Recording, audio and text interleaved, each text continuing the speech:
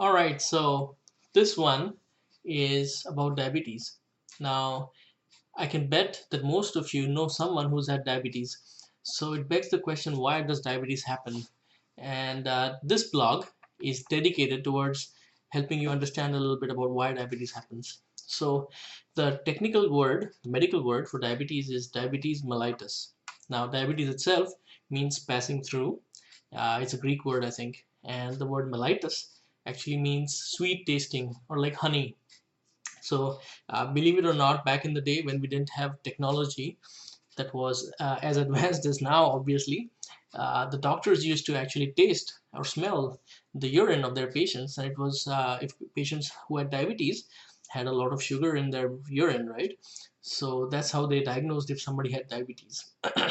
So there are two things in diabetes that come to mind when you think of diabetes. One is insulin, and the other is sugar. So let's try and understand what these two things mean. All right. So basically, first of all, diabetes is of two types. First one is called type 1 diabetes, and this is the type where the pancreas, it's organ in our body that make insulin. So these pancreas are not making enough insulin, or they're not making insulin at all. All right, so there's no insulin. There's no insulin, the blood sugar goes up. So that's type 1. So I'm not going to talk a whole lot about type 1 in this video. I'm going to talk about type 2. And the reason for that is that this is more of a 21st century problem.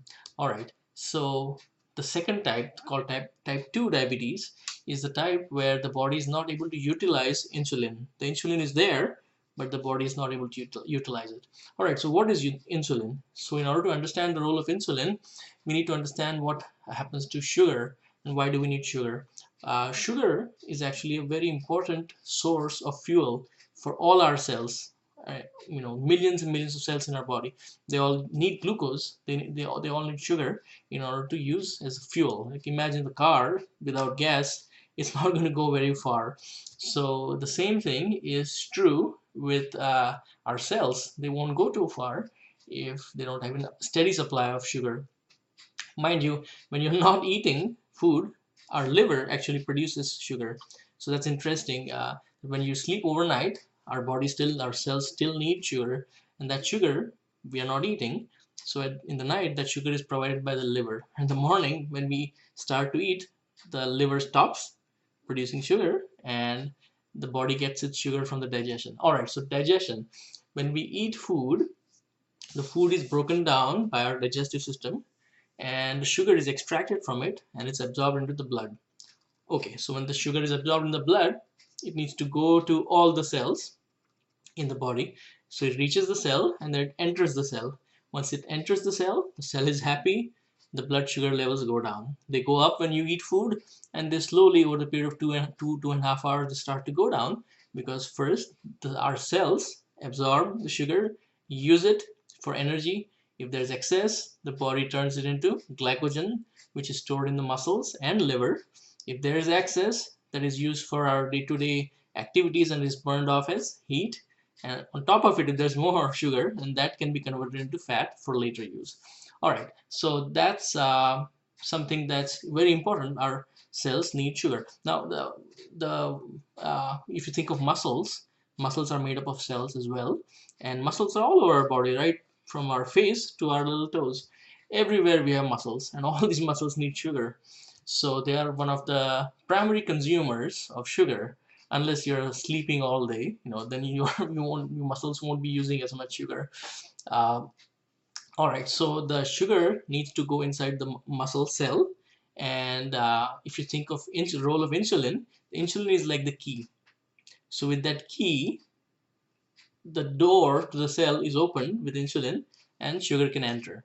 So now, type 2 diabetes is where insulin is present. So the key is there, the door is there, but the lock is not working anymore. So key can't get in. There's a naughty kid who has taken some chewing gum and has stuffed it inside the lock. So now the lock is not working anymore. There's tons of insulin, sugar is in the blood, it can get inside the muscle. So where is it going to be? It's going to be in the blood, and that's how you see high blood sugar. Now it's very bad for your body. in long term, it can cause toxic damage to almost all organs. It can cause blindness, it can cause nerve damage, it's one of the leading causes of limb amputations, because it damages the blood supply as well. It's related to heart disease and stroke. So this is a big problem, having excess sugar in the body.